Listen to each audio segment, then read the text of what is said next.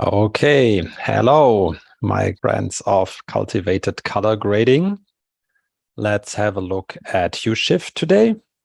As usual, I will start with a quick explanation of the UI, and after that I will show usage examples. First, simple, and then also more advanced towards the end.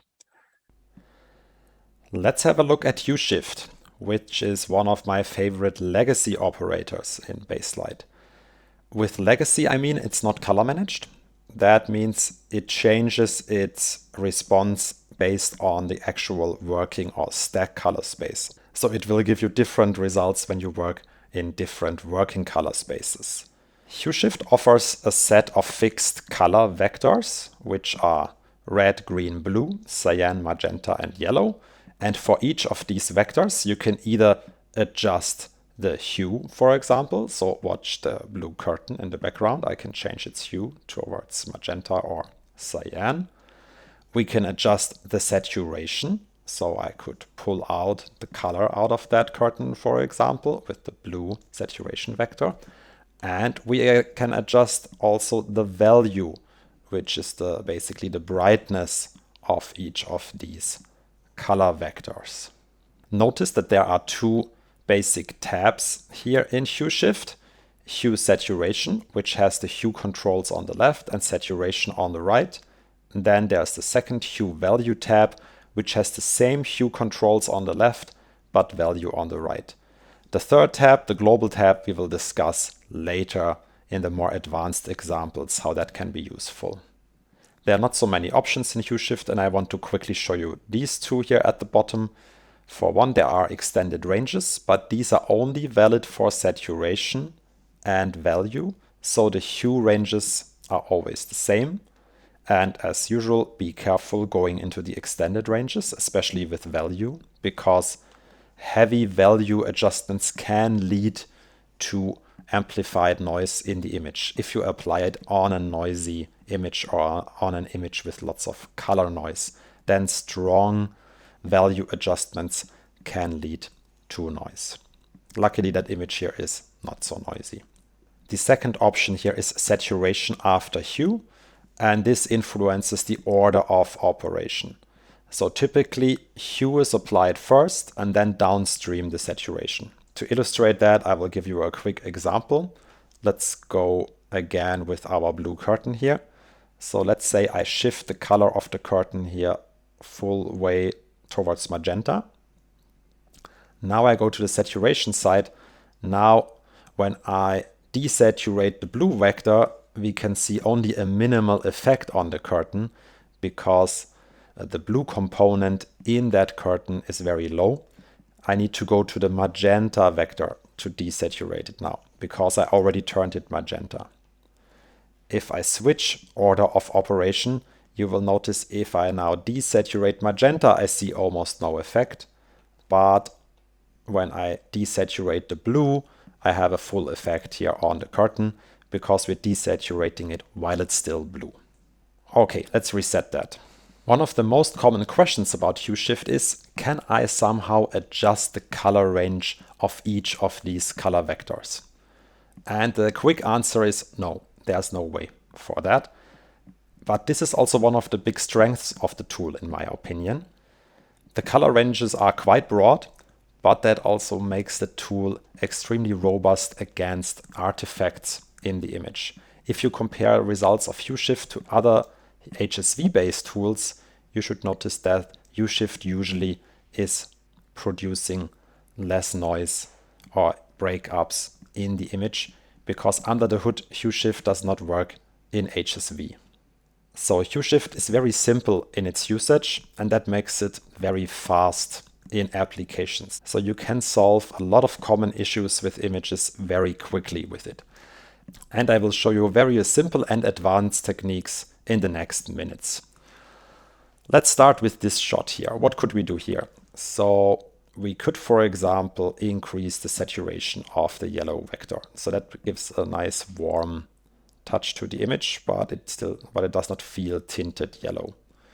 For example, so now the yellows might get a little bit too shiny. So let's counter that with dropping the value of the yellow a little bit. Let's also adjust the hue of the yellow vector. Let's make it slightly warmer. And to get a nice color contrast, I also move the green vector a little bit more towards green so that we have a larger color difference between the green apples and now a little bit more warmish lemon here. So this is what we have now, before, after. And if we want to, we could also go into the saturation of the magenta, and we could, for example, make the purple parts here of the tablecloth more grayish instead of purple, if this is what we want to do. So you see, no keys or complicated curves required, and very quickly we can come to an acceptable result. And you should also see that it holds up also under close inspection on the image.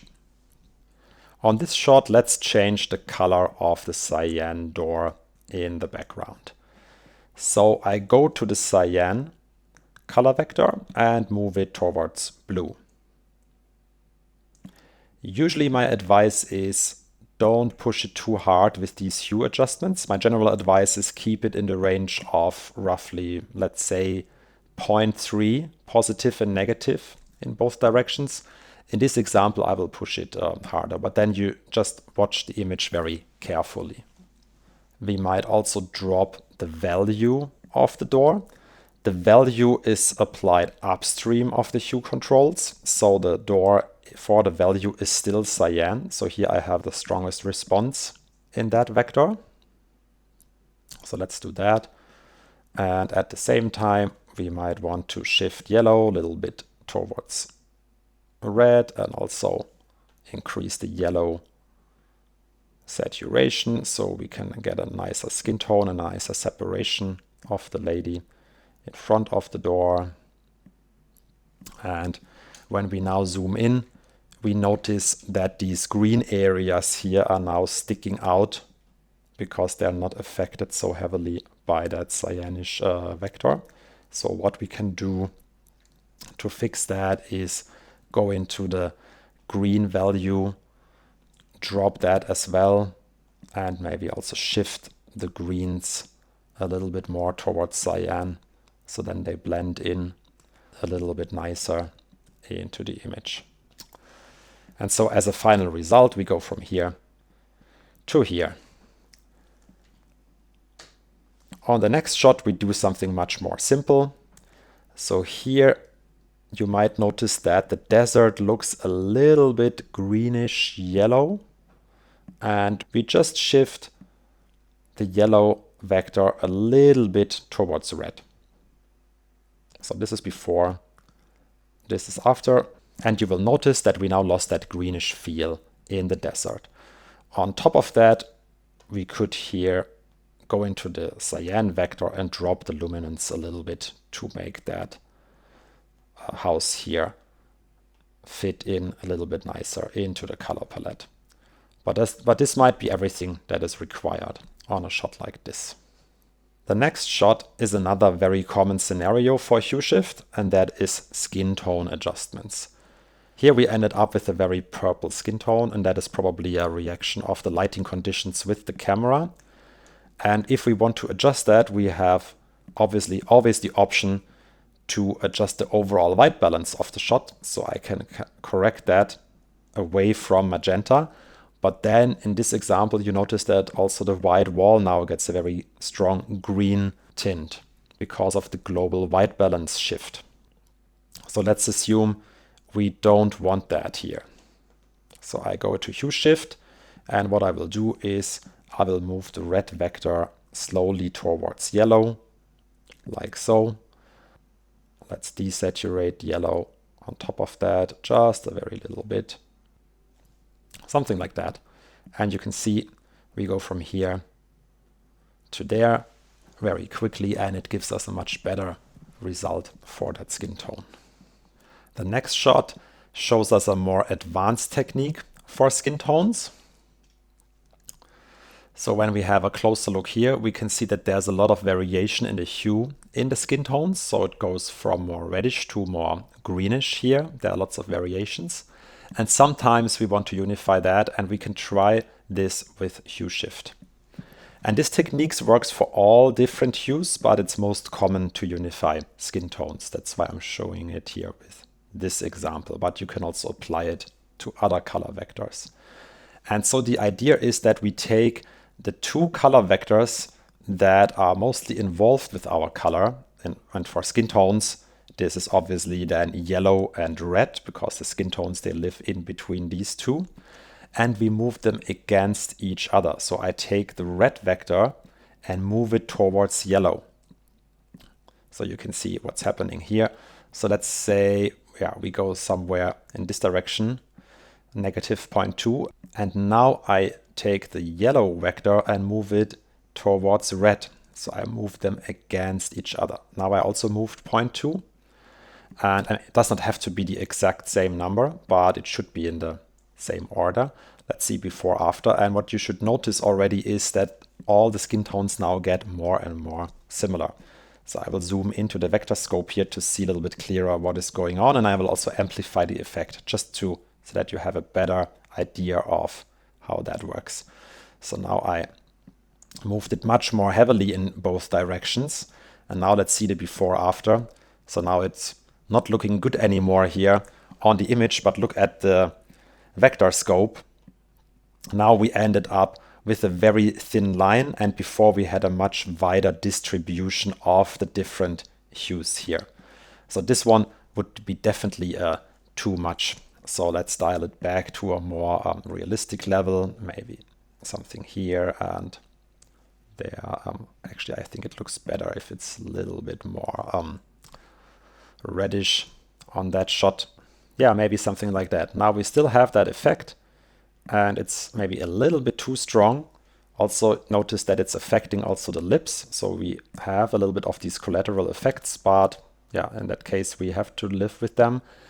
And now we have always the option to use the result blending to mix between the uncorrected and corrected results. So now watch how we can choose our optimum position here in between these two stages here with the result blending. So maybe I would end up with something like this here. So this is now before, after for the skin tone unification technique. Another thing I want to show on that shot is with that bluish background here. If we're not happy with that blue, we could always go in and just desaturate the blue vector, and you can see that all that blue is gone, and now we have a much more minimalistic and reduced color palette, if this is what we want to do. Or we could always, of course, go into the hue adjustment and adjust the tone of that background, and to make it look more cyanish, and then still desaturate it a little bit. And what I forgot to mention about the skin tone unification is that if you're not happy with the collateral effects, for example, on the lips, then you always have the option to apply the hue shift only inside a key, for example. On the next shot, I show another common technique. But first, let's fix the skin tones here. Again, it looks a little bit pinkish to me, so I go into the red vector and move it a little bit towards yellow, like so. The other thing I want to show here is how Hue Shift can be used to do simple cleanups. So here we see some yellow stains on the white shirt of the guy. And what I already prepared is a very simple shape here. So it has lots of feathers, so it's really like a rough shape to cover that area here with the shirt. And what I will do is desaturate the yellow inside that shape.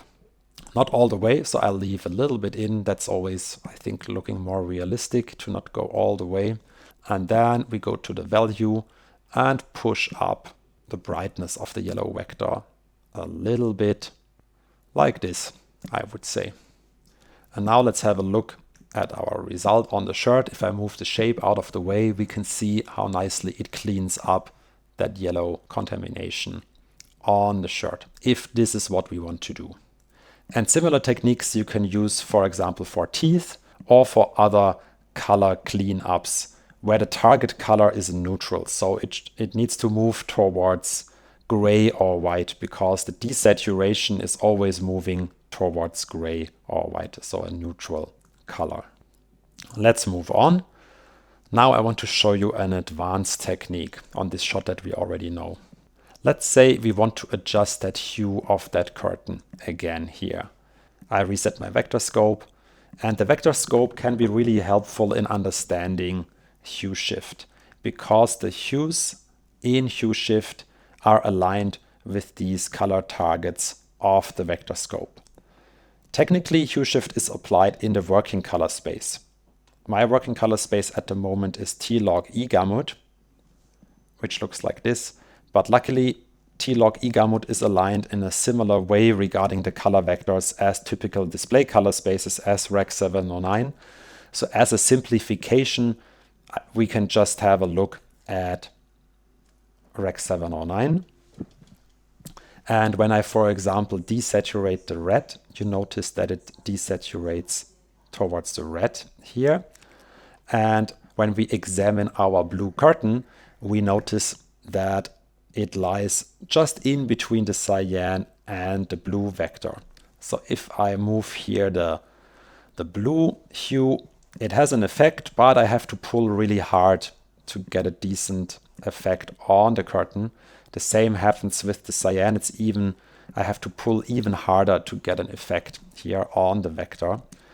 So what I want to show you is a technique that I call a hue sandwich. So what we will do is we will shift the global hue of the image so that the color of the curtain aligns with one of these color vectors. And this is when this global tab here becomes useful. So what do we have on the global tab here? We have a global hue shift, so we can shift all of the colors in the image by a certain amount in both directions. We have a global saturation, which works differently to the saturation in video grade and film grade. And we have a global value scale, which I usually never touch in real world scenarios. So what we will do here now is shift the whole image around so that that blue curtain aligns with the blue vector. So I take the global hue shift and move it to something like this. Yeah, let's say 18.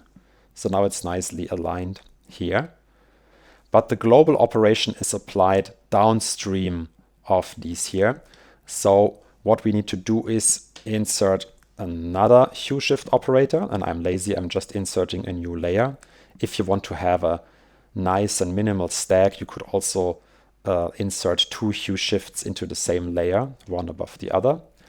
And now in the second hue shift, now if I go into the blue vector, I have a very nice handle on that curtain, but obviously the image still looks wrong. We applied a global hue shift here of 18 to it, so the colors look very artificial. So first what we need to do is inverse that hue shift. So I type in the negative amount that we shifted.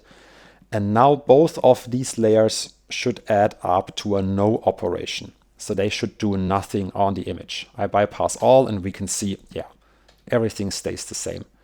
If you apply that technique, that's always good to verify that you're not shooting yourself into the foot by having different numbers here for the global hue shift. Okay, now I can go back to my hue adjustment.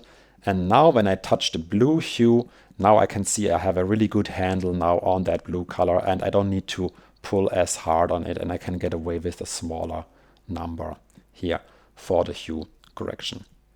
On the next shot, I have a similar example. But first, let's have a look at another common task with hue shift. Here we have a group of actors, and these two actors here show some difference in skin tone color. This skin tone here is more reddish, and this one here is more yellowish, which is totally fine. But sometimes we have the task to unify the skin tone of different actors, and I use hue shift for that often. So here again, I applied a very simple shape with lots of feather. So it's a really simple shape, not too much time spent on that one. And inside that shape, I just quickly go into the red hue. I move it towards yellow, and maybe also let's desaturate it at the same time a little bit. And you can see very quickly we get to a better result for that task. So what about the hue sandwich in that shot?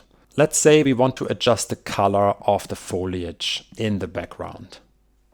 And I will add a new layer for that. Let's go into Hue Shift.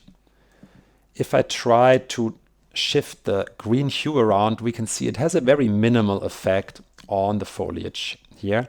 And the reason is that most things that appear green to us in real shots are usually lying more closely towards yellow. So most foliage or the green apples in that other shot, basically they are not really technically green like a green screen, but they lie very close to yellow.